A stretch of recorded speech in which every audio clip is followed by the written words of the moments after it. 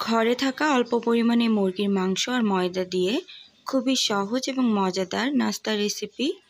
এই নাস্তাটা তৈরি করা খুবই সহজ আর খেতে কিন্তু মাশাআল্লাহ খুবই টেস্টি। বিসমিল্লাহির রহমানির রহিম। আসসালামু আলাইকুম এভরিওয়ান। MNL কুকিং ব্লগে আপনাদের সবাইকে আবারও স্বাগতম জানাচ্ছি। এই নাস্তাটা তৈরি করে আপনারা চাইলে কিন্তু ছোট বাচ্চাদের টিফিনেও দিতে পারেন অথবা সকাল বিকালের নাস্তা ট্রাই করতে পারেন। আশা করি সবাই খুবই পছন্দ করবে। আমার চ্যানেলে আরও বিভিন্ন রেসিপি দেওয়া আছে, চাইলে ঘুরে আসতে পারেন। তো আর কথা না বাড়িয়ে চলে যাচ্ছি মূল রেসিপিতে। বিসমিল্লাহ। প্রথমেই নাস্তাটি তৈরি করার জন্য একটি মিক্সিং বোলের মধ্যে নিয়ে নিচ্ছি 1/3 কাপ পরিমাণে কুসুম গরম পানি। এরপর এখানে দিয়ে দিচ্ছি প্রায় 2.5 টেবিল চামচ পরিমাণে চিনি।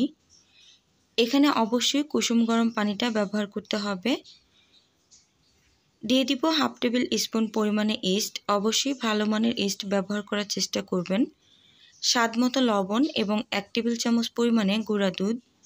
গুঁড়া দুধ দেওয়ার জন্য ইস্টের যে একটা বাজে ফ্লেভার সেটা কিন্তু আর লাগবে না, তাই হাতের কাছে থাকলে অবশ্যই গুঁড়া দুধটা দেওয়ার চেষ্টা করবেন। এখন এর মধ্যে দিয়ে দিচ্ছি 1 কাপ পরিমাণে ময়দা। ময়দা দেওয়ার পর হাতের সাহায্যে খুব ভালোভাবে এই ডোটাকে মেখে নিতে হবে। এই ডোটাকে অর্থাৎ এই খামিটাকে একটু স্টিকি করে তৈরি করে নিতে হবে। যখন খুব বেশি হাতের মধ্যে লেগে যাবে ঠিক তখন এর মধ্যে 2 থেকে 3 টেবিল চামচ পরিমাণে সয়াবিন তেল দিয়ে এটাকে আবারও একটু মেখে নিতে হবে। একটু সময় নিয়ে মাখার পর দেখা যাবে ডোটা কিন্তু অনেকটাই সফট হয়ে যাবে, হাতের সাথে এতটা বেশি আর লেগে আসবে না। ঠিক ওই পর্যায়ে এটাকে প্রায় 20 মিনিটের জন্য রেস্টে রেখে দিব, আর অবশ্যই ভালোভাবে ঢেকে এটাকে রাখতে হবে। ময়দার খামিটাকে রেস্টে রেখে এরই মাঝে আমি চিকেনের ফিলিংটা অর্থাৎ চিকেনের পুরটাকে তৈরি করে নিব। এর জন্য প্রথমে একটি পাইপের মধ্যে প্রায় 2 টেবিল চামচ পরিমাণে সয়াবিন তেল, একটি বড় সাইজের পেঁয়াজ কুচি। আপনারা চাইলে এখানে পেঁয়াজের পরিমাণটা বাড়িয়ে ব্যবহার করতে পারেন। পেঁয়াজটা যখন নেড়েচেড়ে হালকা একটু সফট হয়ে আসবে ঠিক ওই পর্যায়ে এর মধ্যে 1/4 টেবিল স্পুন পরিমাণে আদা এবং 1/4 টেবিল স্পুন পরিমাণে রসুন পেস্ট দিয়ে এটাকে একটু সময় ভেজে নিব। যখন কাঁচা ফ্লেভারটা চলে যাবে ঠিক ওই পর্যায়ে এর মধ্যে সামান্য পরিমাণে পানি অ্যাড করে কিছু মশলা দিয়ে দিব। প্রথমেই দিয়ে দিব স্বাদ অনুযায়ী লবণ, দিয়ে দিব 1/2 টেবিল স্পুন পরিমাণে লাল মরিচের গুঁড়া, 1/2 টেবিল স্পুন পরিমাণে ধনিয়া গুঁড়া, 1/2 টেবিল স্পুন পরিমাণে ভাজা জিরার গুঁড়া, 1/2 টেবিল স্পুন পরিমাণে গরম মশলার গুঁড়া। এরপর মশলাগুলোকে একটু নেড়েচেড়ে কষিয়ে নিব। মশলাটাকে একটু সময় কষিয়ে নেওয়ার পর এর মধ্যে দিয়ে দিব আগে থেকে সেদ্ধ করে রাখা মুরগির মাংস। আমি মুরগির মাংসটাকে আগে থেকে সেদ্ধ করে নিয়ে এরপর একটা কাঁটা চামচের সাহায্যে আমি খুব সুন্দরভাবে মুরগির মাংসগুলোকে একটু ছাড়িয়ে নিয়েছি। মশলার সাথে মুরগির মাংসটাকে মিক্স করে নেওয়ার পর পাইপেনের এক পাশে একটু সরিয়ে নিচ্ছি, আর অন্য পাশের মধ্যে দিয়ে দিচ্ছি 1 টেবিল চামচ পরিমাণে ময়দা, 1 টেবিল চামচ পরিমাণে গুঁড়া দুধ এবং সামান্য পরিমাণে সয়াবিন তেল। এরপর এই ময়দা আর দুধটাকে একটু সময় একটু ভেজে নিচ্ছি।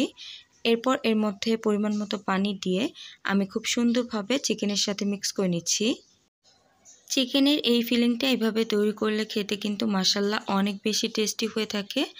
আপনারা এভাবে তৈরি করে কিন্তু যে কোনো ধরনের নাস্তা তৈরি করতে পারেন। এর মধ্যে দিয়ে দিচ্ছি প্রায় 2 টেবিল চামচ পরিমাণে টমেটো সস এবং পরিমাণ মতো কাঁচামরিচ কুচি। ঝালের পরিমাণ অবশ্যই আপনারা কমিয়ে বাড়িয়ে ব্যবহার করতে পারেন। এরপর নেড়েচেড়ে খুব ভালোভাবে এগুলোকে একটু মিক্স করে নিব। এই তো তৈরি হয়ে গেল খুবই সহজ এবং মজাদার একটি চিকেনের ফিলিং। এখন এই চিকেনের ফিলিংটাকে চুলা থেকে নামিয়ে একপাশে ঢাকনা দিয়ে ঢেকে রেখে দিব। ঠিক 20 মিনিটের মধ্যেই কিন্তু ডোটা মাশাআল্লাহ ফুলে একদম ডাবল হয়ে গিয়েছে। আমি খুব ভালোভাবে ঢাকনা দিয়ে ঢেকে এরপর চুলার কাছে এটাকে রেখে দিয়েছিলাম, এর জন্য কিন্তু খুব দ্রুতই ডোটা ফুলে ডাবল হয়ে গিয়েছে। এখন এই ডোর ভেতরে থাকা গ্যাসটাকে বের করে নিয়ে হাতের সাহায্যে এই ডোটাকে আবারও একটু সময় মেখে নিচ্ছি। ডোটাকে খুব ভালোভাবে মেখে নেওয়ার পর আমি সমান কয়েকটি ভাগে ভাগ করে নিয়েছি। এখন একটি অংশ নিয়ে আপনাদের সাথে নাস্তা তৈরি করে শেয়ার করছি। একটি অংশ নিয়ে হাতের সাহায্যে একটু গোল করে এর উপরে ময়দা ছিটিয়ে দিয়ে নর্মাল রুটির মতো এটাকে বেলে নিচ্ছি। আমরা যেভাবে নর্মাল রুটি তৈরি করে থাকি সেম ওইভাবেই কিন্তু আমি এটাকে বেলে নিচ্ছি। তো খুব বেশি পাতলা করা যাবে না, একটু মোটা করে এই রুটিটাকে বেলে নিয়েছি। এখন এক পাশ দিয়ে একটা নাইফের সাহায্যে কেটে নিব। রুটিটার অর্ধেক অংশ একটা নাইফের সাহায্যে আমি কেটে নিচ্ছি, আর অর্ধেক অংশ কিন্তু কাটা যাবে না। এখন রুটির যেই অংশ কাটা হয়নি ওই অংশের মধ্যে অর্থাৎ ওই পাশের মধ্যে দিয়ে দিচ্ছি পরিমাণ মতো চিকেনের ফিলিং। এই চিকেনের ফিলিংটা দেওয়ার পর খুব ভালোভাবে এই রুটিটাকে সিল করে দিতে হবে, যেন কোনোভাবে এই চিকেনের ফিলিংটা বের হয়ে না আসে। এখন এই রুটিটাকে একটু রোলের মতো করে পেঁচিয়ে নিব। আশা করি আমি কাজটা কিভাবে করছি আপনারা দেখেই বুঝতে পারছেন। এখন দুই পাশের এই বাড়তি অংশগুলো একটু কেটে ফেলে দিব। এই তো তৈরি হয়ে গেল খুবই সুন্দর একটি নাস্তা। একইভাবে আমি সবগুলো তৈরি করে নিব। এখন নাস্তাগুলোকে ভেজে নিব। ওর জন্য পাইপ্যানের মধ্যে খুবই সামান্য পরিমাণে তেল ব্রাশ করে নিয়েছি। এরপর নাস্তাগুলো দিয়ে একটি ঢাকনা দিয়ে ঢেকে দিব। চুলার গ্যাসটাকে একদম মিডিয়াম টু লোতে করে 5 মিনিটের মতো এটাকে ঢেকে রাখতে হবে। ঠিক 5 মিনিট পর ঢাকনাটাকে সরিয়ে আমি নাস্তাগুলোকে উল্টিয়ে দিচ্ছি। এ পর্যায়ে একটু সাবধানে উল্টাতে হবে, কারণ নাস্তাগুলো কিন্তু এখনও অনেক বেশি নরম আছে। নাস্তাগুলো উল্টিয়ে দিয়ে আমি আবারও ঢাকনা দিয়ে ঢেকে অপেক্ষা করব প্রায় 5 মিনিটের মতো। চুলার গ্যাসটা এই পর্যায়েও কিন্তু একদম মিডিয়াম টু লোতে রাখা আছে। কোনোভাবে চুলার গ্যাসটাকে বাড়িয়ে এটা ভাজা যাবে না, এতে করে কিন্তু উপরটা খুব দ্রুতই কালার চলে আসবে। আর দেখতেই পাচ্ছেন মাশাআল্লাহ কতটা সুন্দর লাগছে।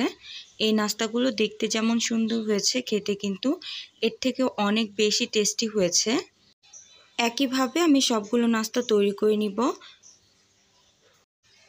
আমি তো বলবো আপনারা একবার হলো বাসায় এই নাস্তাটা ট্রাই করবেন। আশা করি আপনাদের পরিবারের ছোট থেকে বড় সবাই কিন্তু এটা খুবই পছন্দ করবে।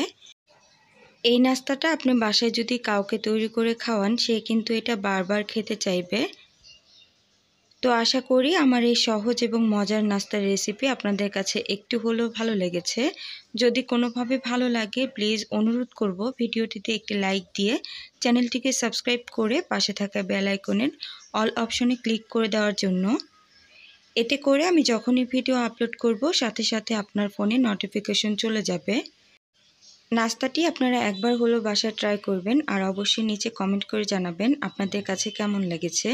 তো আজকে এই পর্যায়ে সবাইকে ধন্যবাদ জানিয়ে বিদায় নিচ্ছি। আল্লাহ হাফিজ, আসসালামু আলাইকুম।